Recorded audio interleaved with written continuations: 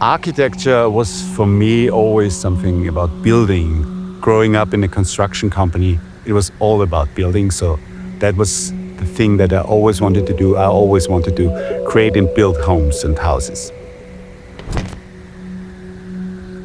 We create houses that let in the light. We try to blend the interiors and the exteriors so that the lines blur. So we basically live with the landscapes that surround us every day.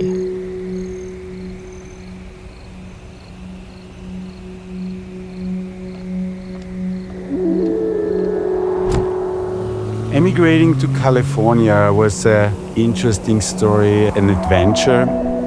We wanted to work in a different environment, in a different culture, to see how that approach works with our philosophy, with our culture. That was a very interesting and new adventurous approach.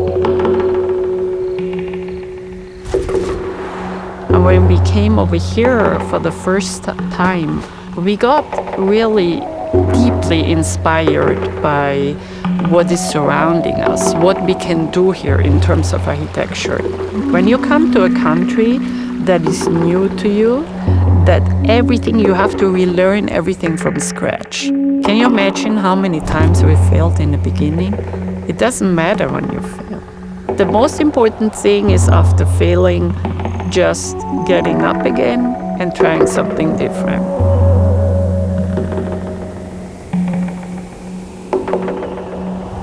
The design language is still the same as back in Europe, but just in a totally different environment. And the main thing was definitely to work with different quality of materials, of used materials, and the craftsmanship in general.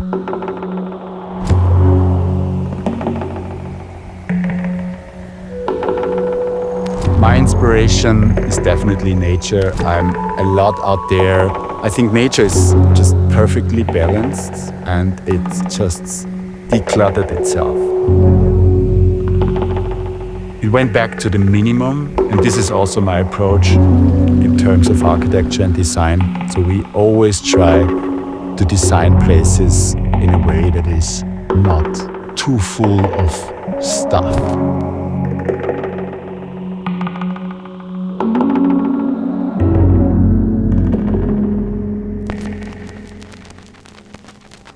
Balancing aesthetics and functionality is our constant topic. We always have to fulfill a dream or a certain scope.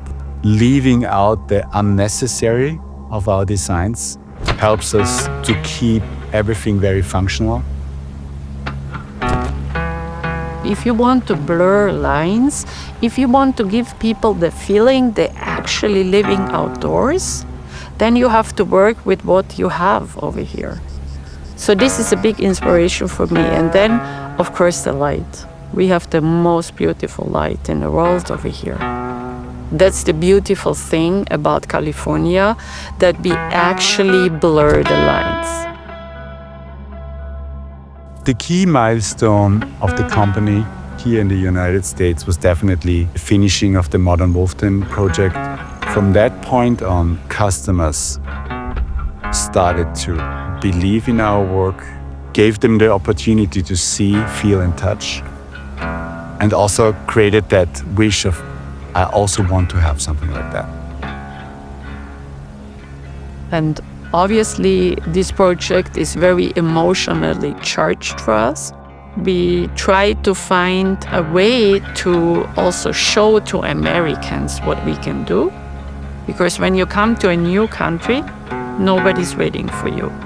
Everything they tell you is, I love your work, I love the pictures, but what have you done over here?